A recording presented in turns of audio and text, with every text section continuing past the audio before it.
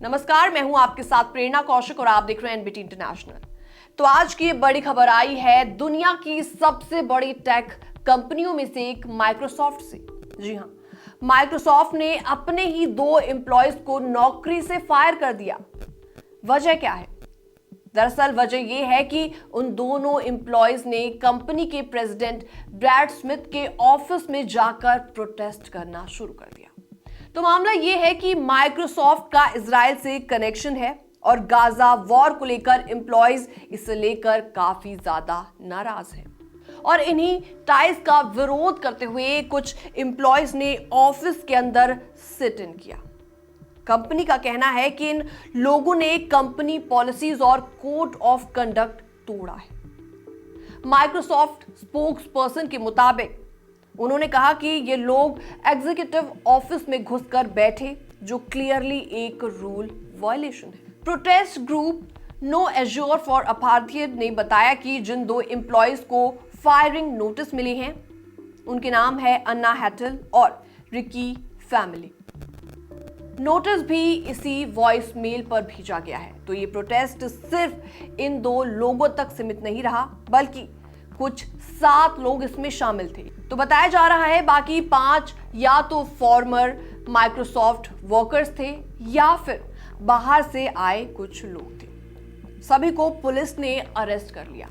अन्ना हैटल ने साफ साफ कहा कि माइक्रोसॉफ्ट इजराइल को वो टूल्स दे रहा था जिससे पैलेस्टाइन पर सर्वेलेंस और एट्रोसिटीज हो रही थी और कंपनी अपने ही वर्कर्स को इस सच से मिसलीड कर रही थी।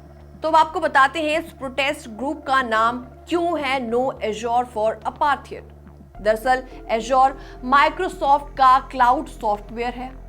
रिपोर्ट्स में सामने आया कि इजराइल की मिलिट्री सर्वेलेंस एजेंसी इसी एज्योर का इस्तेमाल पैलेस्टाइन के फोन कॉल्स रिकॉर्ड और स्टोरेज करने के लिए कर रहा था।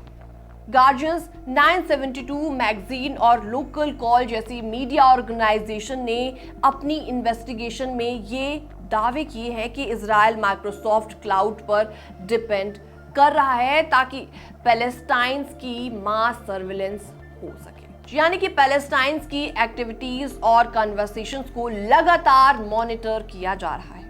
और इन एलिगेशंस के बाद माइक्रोसॉफ्ट ने कहा है कि उन्होंने इस मामले की जांच के लिए एक बड़ी law firm Covington and Burling LLP को हायर किया हुआ है। लेकिन इंटरेस्टिंग बात इसमें यह है कि ये पहला प्रोटेस्ट नहीं है। इसी साल अप्रैल में माइक्रोसॉफ्ट की 50th एनिवर्सरी थी और उस दौरान AI CEO मुस्तफा सुलेमान का स्पीच एक एम्प्लॉय ने बीच में ही रोक दिया और प्रो पैलेस्टाइन स्लोगन लगाए और उस वक्त भी उस एम्प्लॉय को जॉब से निकाल दिया गया था। वो मामला भी काफी ज्यादा सुर्खियों में आया था। यानी कि माइक्रोसॉफ्ट में लगातार ऐसे प्रोटेस्ट हो रहे हैं और इस बार एम्प्लॉयज को जॉब लॉस का सामना करना पड़ रहा है। अब ब्रॉडर कॉन्टेक्स्ट की बात इसमें करें तो दुनिया भर की कई कंपनीज और यूनिवर्सिटीज इजराइल से जुड़े हुए कॉन्ट्रैक्ट्स और टाइज की वजह से ग्लोबल प्रोटेस्ट फेस कर रही हैं। वजह है गाजा में जारी ह्यूमैनिटेरियन क्राइसिस। आपने भी सोशल मीडिया पर वो तस्वीरें देखी होंगी, भूखे बच्चे, डिस्प्लेस्ड फैमिलीज और हजारों इनोसेंट लोग जिनकी जान जा चुकी है। तो ऐसे में साफ है ये कॉन्फ्लिक्ट अक्टूबर 2023 में फिर से बढ़ा जब हमास मिलिट्रीज ने इजराइल पर हमला किया।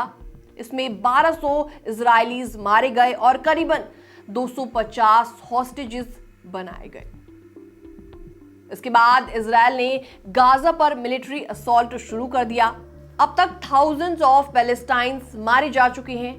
गाजा की पूरी पॉपुलेशन डिस्प्लेसमेंट झेल रही है, हंगर क्राइसिस हैं और इंटरनेशनल कोर्ट्स में इजराइल पर जेनोसाइड और वॉर क्राइम्स के आरोप लगे हैं। हालांकि इजराइल इन्हें डिनाई करता है। तो माइक्रोसॉफ्ट एम्प्लॉयज की फायरिंग सिर्फ टेक इंडस्ट्री की खबर नहीं है, बल्कि ये दिखाता है कि कैसे बड़ी कॉरपोरेट भी इस ग्लोबल कॉन्फ्लिक्ट में घसीटी जा रही है और एम्प्लॉयज अपनी जॉब रिस्क में डालकर आवाज उठा रहे हैं। अब आपसे सवाल ये है कि क्या माइक्रोसॉफ्ट जैसी टेक कंपनीज को ऐसे कॉन्फ्लिक्ट से दूर रहना चाहिए या फिर उनकी भी जिम्मेदारी है कि वो अपने टेक्नोलॉजी का इस्तेमाल ह्यूमन राइट वायलेशन के लिए ना होने दें। आपको क्या लगता है? कमेंट सेक्शन में आप अपनी राय रख सकते हैं। बाकी तमाम अपडेट्स के लिए बनी रहिए एनबीटी इंटरनेशनल के साथ।